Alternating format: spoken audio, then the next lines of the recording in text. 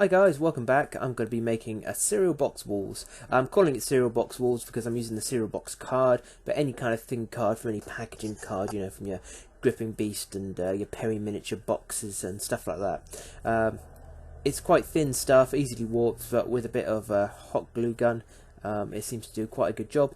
You can see in my previous video, I made a cereal box house, and it came up quite well, and I'm going to continue with now some walls. So lucky enough I had some card left over from my last little adventure and decided to try out these walls. So I simply cut whatever length I could get out of it I can. I've made some more since, so like 4 inches long and it's about 6 inches long. And the height of it I've gone is 20 mil. There you go, I've gone from imperial to metric just to keep you on your toes. 20 mil and 10 mil across, and that seems to be high enough to make a good chest high wall. So it's a 20, a 10 and a 20, as you can see there, and you want the bits on the end which is 10 wide. These will be the tabs just to help form the ends up and make it a bit more rigid. I then made a few tabs out of some of the offcuts. These were again 10 mil wide at that narrow crossover and no more than 2 centimeters, because these will be sitting inside the wall just to help it make it more rigid and help it glue to the base.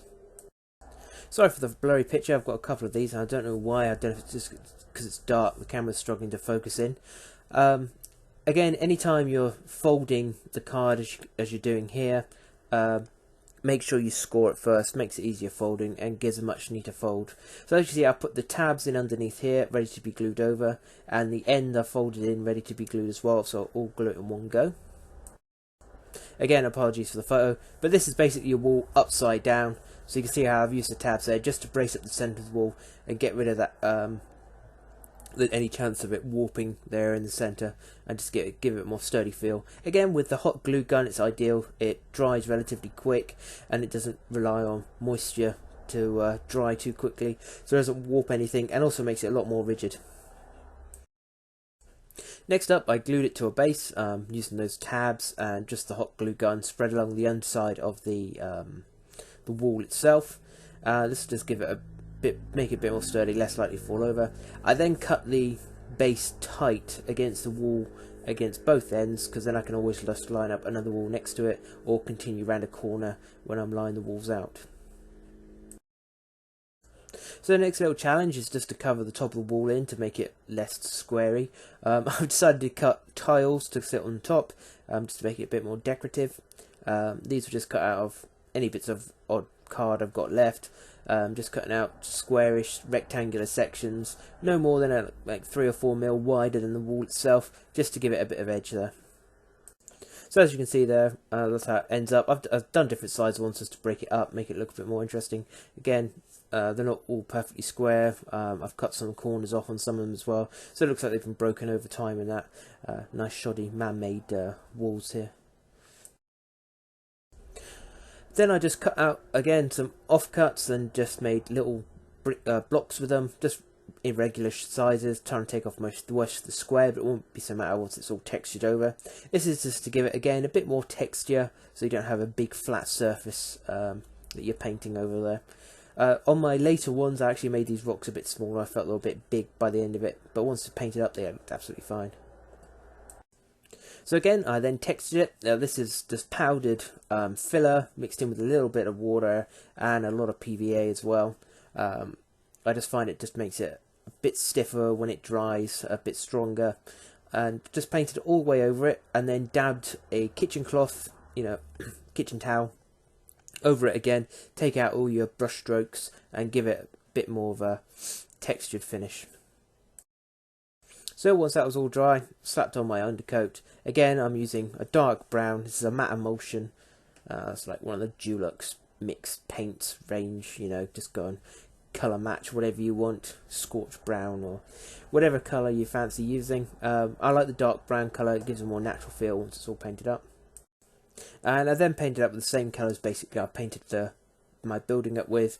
A couple of browns on the walls, and then same as my tiled roof. 2 reasons I've done this. One, so it matches in and all looks nice, and the second, more important reason, is that's the colours of paint I have en masse. So that's the colours it's going to be anyway. So went back and got my base coat again and a fine brush. I just painted some cracks in the tiles just to break up the monotonous single colour feel to it all. I just thought it was a bit too bland to begin with. And I did the same with the sides as well. Again, just so from a distance you look at it, it just breaks it up a bit more. It doesn't look so monocolour.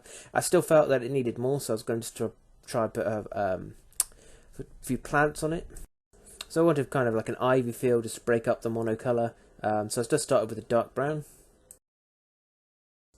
And then I did 2 lots of lighter brown. In the end, this wasn't really required, because if you've seen ivy, it's pretty dense on green, not so much on the brown underneath.